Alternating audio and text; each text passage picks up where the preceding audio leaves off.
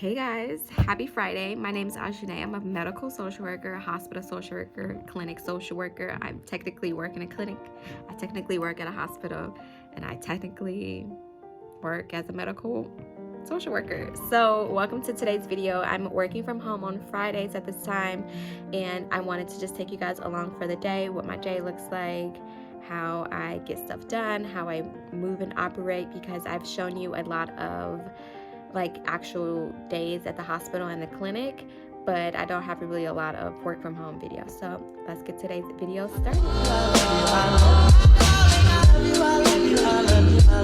So first things first, I ended up waking up a little bit earlier because it's my best friend's birthday. So I called her and we had like an hour-long conversation on the phone. So that was really fun. And because this week has been a long week, we've had a lot of patients show up, a lot of deliveries, a lot of discharge, and I deserve something because I made it to Friday. I'm only working until about noon, maybe even less than that, depending on how much stuff I get done.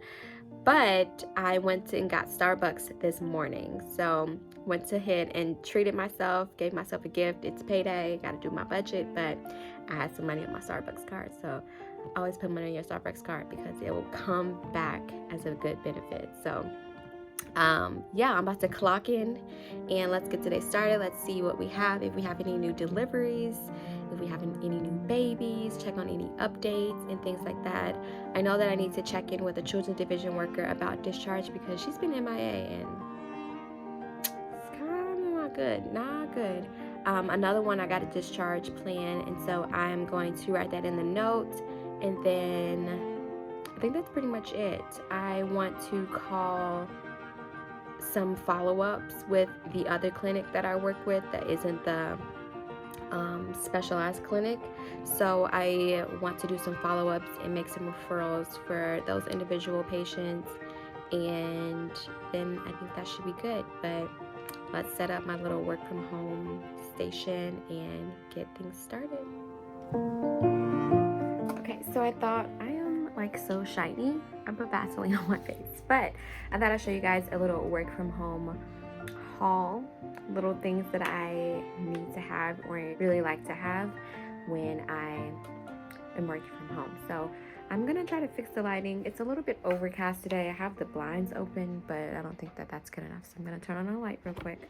Well, that didn't really make it any better, but I typically need something to write on so that I can stay organized and remember what tasks that I need to complete. So I usually fill this out when I'm at work. It's just on a blank piece of paper. I don't really have anything this fancy. This is just for at home. What I'm going to do is fill this out of the patients that I need to see, the follow-up that I need to complete, and like tasks that I need to do. So I'm going to do that on a piece of paper. And I have my icy hot because my shoulders be hurting, my back be hurting. And I have my iPad to listen to some music while I work sometimes. And I have my water bottle because hydration is important. I went, like I said, to Starbucks to treat myself, and I got the caramel apple cider. I got a grande. I think she gave me the right one. No, she didn't. That sucks. And then I got a cheese Danish as well. I'm gonna warm up for a little bit. But whatever. Let's get started, guys. So what I typically do is I like to go over the hospital census to see what moms I still have over there, because it's typical for moms to be discharged 2 days after their delivery date. So on the second day, they're typically discharged. The day that they actually deliver is day 0, and then the next day is day 1, and then day 2 is the following day. So that's how like typical days work in the hospital as far as discharge planning goes. Our moms are typically discharged on the second day, and our babies are observed if they're on MAT, medication-assisted treatment, like Suboxone, Subutex, Vivitrol, things like that. They stay to be observed for withdrawal for 5 to 7 days. So that's at least 5 days in the hospital for the babies. If they're doing well, they have like minimal withdrawal symptoms and things like that. And also, our babies are observed for about 5 to 7 days as well if they have any illicit drug use as well during pregnancy. So even if you're not on any MAT, but you are on any substances, then, or taking any substances, then that also qualifies for your baby to be observed for about 5 days. So if a mom has a C-section, then she's typically in the hospital for 3 to about 5 days, depending on her healing, how she's doing, what type of C-section it was. I read notes.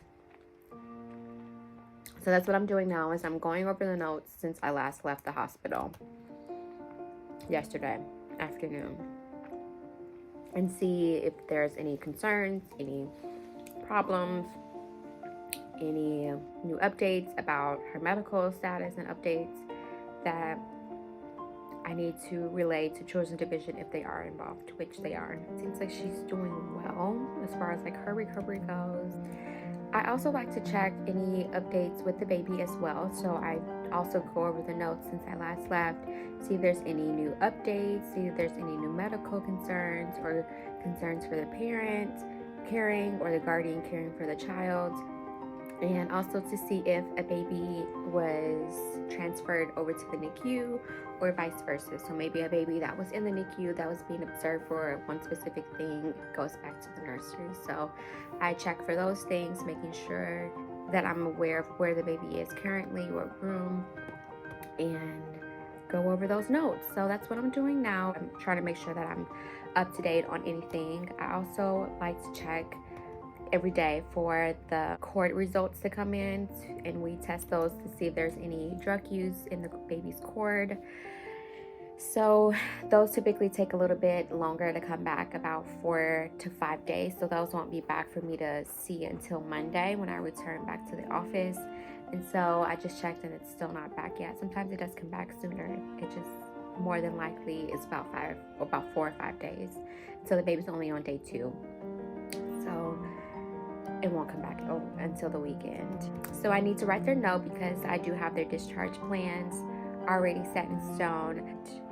Yes, I have another baby that's in the NICU currently that will be in the NICU for a while, so there's no immediate concern for discharge, but I'm trying to make sure that I'm staying on top of that Children's Division worker because she just kind of like ghosted me.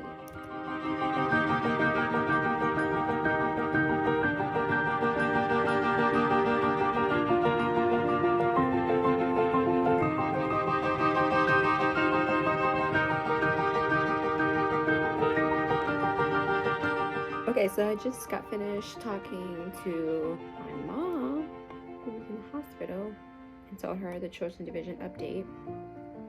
So I'm gonna finish writing my note. I kind of already wrote it out. I just need to add some things that we talked about over the phone. That's it as far as this family goes, because they'll be done until next week. I need to set a reminder in my calendar to follow up about urine drug screens for the baby. So we are doing good.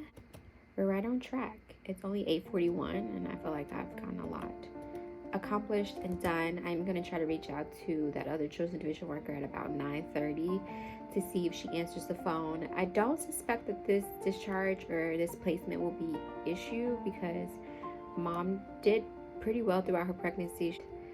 She maintained sobriety for majority of her pregnancy and she has good support, so I don't suspect that there'll be any issues or anything. I hope not, but we'll see. You know, Children's Division can sometimes be unpredictable, and I never make promises to my patients. I never guarantee that a discharge will go one way because I've seen things be turned around, and it's, you know, not fair to give anybody any false hope. So I always clarify, have really any say in the Children's Division process. I just present the facts to the Children's Division worker and the supervisor, and I'm a fact giver pretty much. I let them know if they've gotten good prenatal care, how often they come, the current drug screens that we have on file, and any noticed behaviors that were observed by our staff. So I don't typically give my opinion. We used to be able to like give our opinions during the process called the team decision meeting, TDM, but they don't do those anymore. And that was a way for us to like share any positives, any concerns that we might have, anything that we've noticed. And it was like a large group of people, not a large group, but it was pretty intimate. It was like obviously the parent that was involved, potential guardian or placement option for like relative care, and the supervisor, and then like the mediators for children's division. So yeah, they don't really do those anymore. They've started and adopted a new process. So that's what we're working with. Social services is always evolving and growing and changing. I'm going to continue to finish my notes, and I'll check back in with you guys in a little bit. I'm going to call this children's division worker in about an hour, and I'll let you guys know how that goes.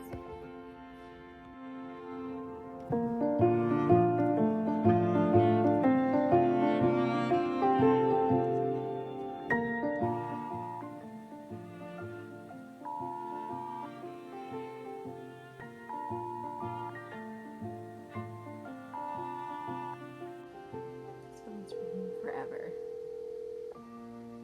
It's like one of those phones that just like never stop ringing.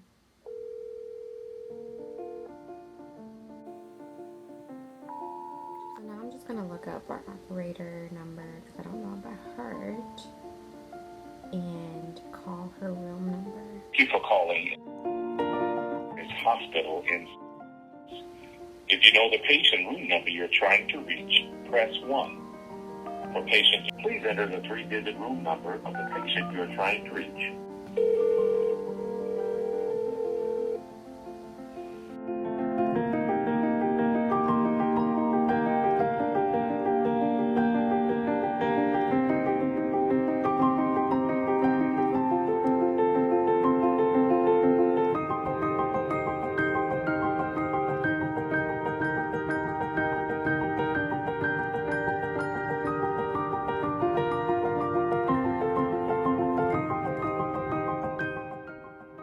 Hey guys, so it's about 9 o'clock now. I finished the first note that I just told you about that patient and her discharge planning. So I finished the note. I just went through my schedule for the past week, and I wanted to just double check to see if there's any follow-up that I needed to do. And I'm glad I did that because I need to on Monday follow up with insurance companies about transportation for a specific patient. I need to call a methadone clinic about a patient because I have not received a return phone call from them, and I called them on Wednesday and I haven't heard anything back. So I need to help that patient get engaged with them so that she can get her MAT. And then I also need to follow up with a patient that I've been conversing with via email about like establishing care. She hasn't emailed me back yet, so I just want to write a note that I did attempt to reach her several times, and we've been conversing back and forth. And then I need to check the urine drug screens on Monday for the patient that's currently in the hospital that I just did the discharge planning for. Let's see.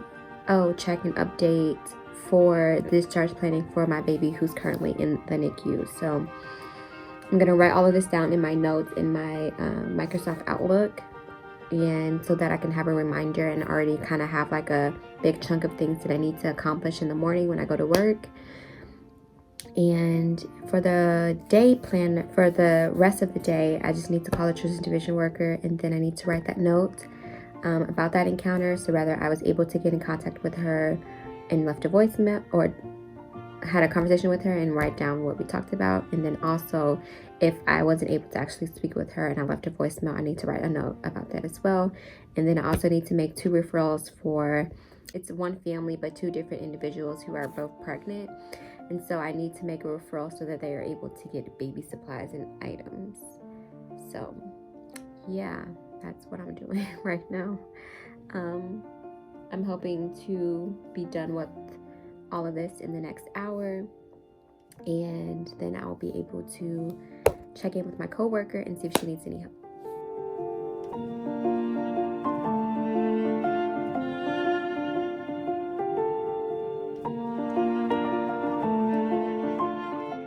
Okay, so I just wanted to show you kind of like what one of my notes looked like. So a MD informed me that she met with a patient at another clinic and that she wanted social work to follow up with this patient because she expressed a need for housing and shelter. So I did call the patient and she sounded asleep, and she inquired if this was a good time to talk, and she said no, and I asked if I could call her back at a later time or date, and she said yes. So here's my note. Social worker was informed by MFM provider patient expressed need for housing and shelter. Social work called to assess need and how social work could be of assistance. Patient answered the phone, sounded asleep. Social work informed patient who social work was and inquired if now was a good time to speak or if patient would like social work to call at a later time. Patient informed social work she referred call at a later time. Social work informed patient social work will follow up later. Patient verbalized understanding and said thanks. Social work will follow up, and then I signed my name, my credentials, and my contact information. So I will follow up with this patient on Monday, and I'm going to add that over to my list of things to do. So let's go ahead and add that now. So it's right here. So I'm just going to put follow up Monday.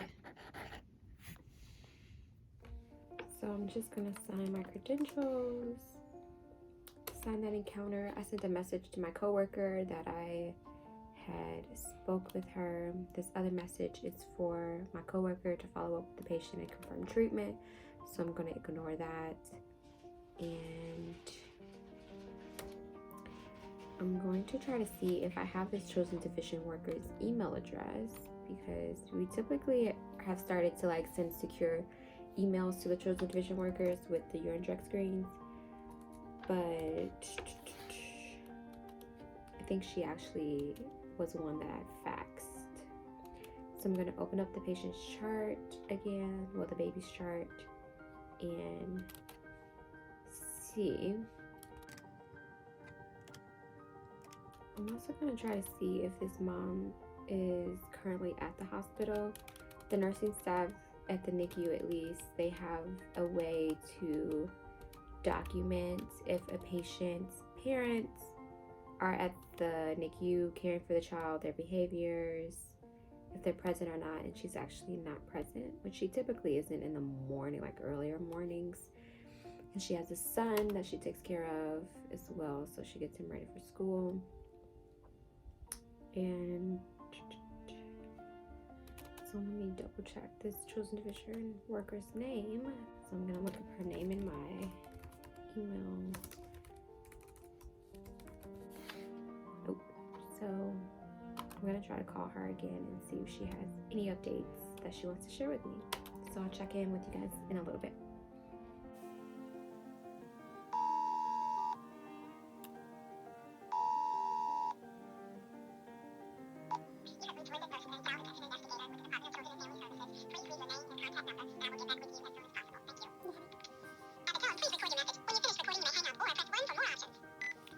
Ten seconds later. I know this is a really chatty vlog, but I'm honestly just trying to like tell you guys how my day looks, what I do. So I just got off the phone with that chosen division worker, and she informed me that, you know, she did the home visit and the home visit seems appropriate. Mom has good support. She doesn't really have any concerns with mom as far as like safety goes, but mom does not have a pack and play, and that is primarily what the baby will be sleeping in. That is what the baby will be sleeping in. And so mom has not gotten one or bought one as far as the chosen division worker goes, and they're willing to provide one for her. However, they want her to come and pick it up from their site, which is less than 3 miles away from them.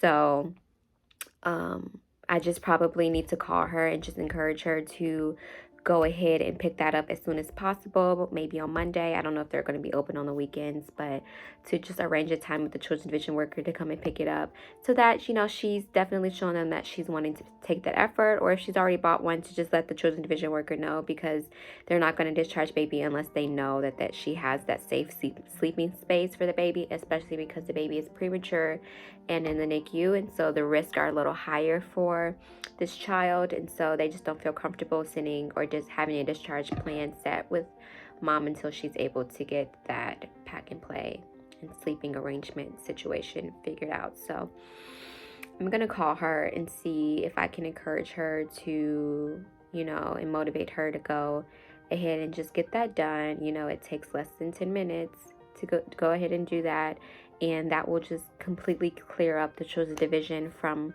her life. And so yeah, that's the only thing that's like holding us up. So I have to write this note. I'm not gonna show you guys that because that's boring, but I'm gonna write the note and update the medical staff about this progress and let mom know, and we'll see. Few moments later. Okay, so I just talked to mom, and I have a really good rapport with her, good relationship, because she came pretty early in her pregnancy. So we've been able to build this relationship over the last 9 months. And so I was like, hey, talk to the division worker. She's waiting for you to get your pack and play. And, do you have time in the next few days to go get it? And she's like, yes, I will go get it now. If I go get it, will she leave me alone? I'm like, I can't guarantee you that. But I think that will help the situation, and that will help me be able to share with the NICU staff that when baby's ready for discharge, that baby can go home. So there's nothing withholding, you guys going home together. And so she's like, okay. I'm like, I'm really motivated to do that. But she's good. And yeah, so I'm about to write that note up. A lot of notes, guys. I told you it's a lot of notes and back and forth, a lot of phone conversations, especially on Fridays, just trying to get a lot of stuff done. It's about 9:40 right now, so I'm still within the hour of getting everything that I need to get done. So I just have to finish this note, and then I'm gonna try to do those 2 referrals so that I don't have to worry about that on Monday. And they also called like 2 days ago, so I want to make sure that I touch base with them and see if there's anything else that I can help them with. But yeah, let's finish these notes, guys.